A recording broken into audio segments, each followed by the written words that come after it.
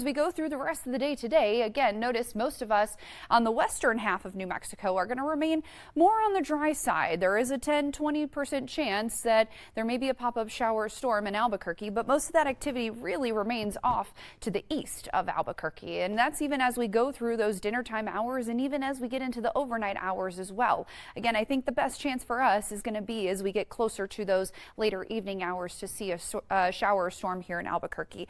But there is also that flash flood threat. Again, there's already a flash flood watch in effect for much of southeastern New Mexico until later this evening, and Albuquerque is in a 1 out of 4 risk for that flash flooding. So again, a big picture here is where, if you do see those waters starting to rise up, definitely turn around and don't drown if you're out there on the roadways. Not only that, there is that 1 out of 5 severe threat risk, and that's going to again be the main risks of strong winds as well as hail with some of those storms that may develop today.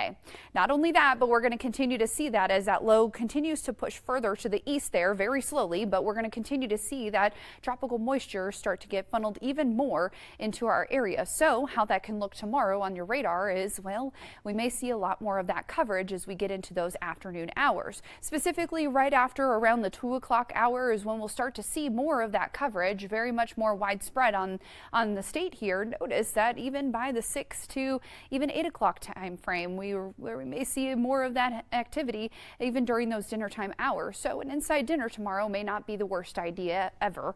Where notice that we do see that flash flood threat also pushes further to the west, where even us here in Bernalillo County, where the western half is, well, in a 2 out of 4 risk and the eastern half in a 3 out of 4 risk. So it has been increased and it's shifted further to the west. Now we continue to see that as we go through the rest of the week today, this week as well, with that monsoonal rains. But as we go through the rest of the day today, again, southeast New Mexico has the best chance of seeing some showers and storms, whereas the southwest, well, we got to wait another day or so before we can really start to get those rain chances in the area. Northern New Mexico, same thing. Northeast side has the best chance, whereas the northwest side, unfortunately, has to wait another day or so before they even get any chance of some of those rains. But at least we'll get to bump those temperatures down by just a couple degrees. North Mountains and Angel Fire, we're already seeing some of that activity today, so we can at least say that the forecast has been verified for you guys.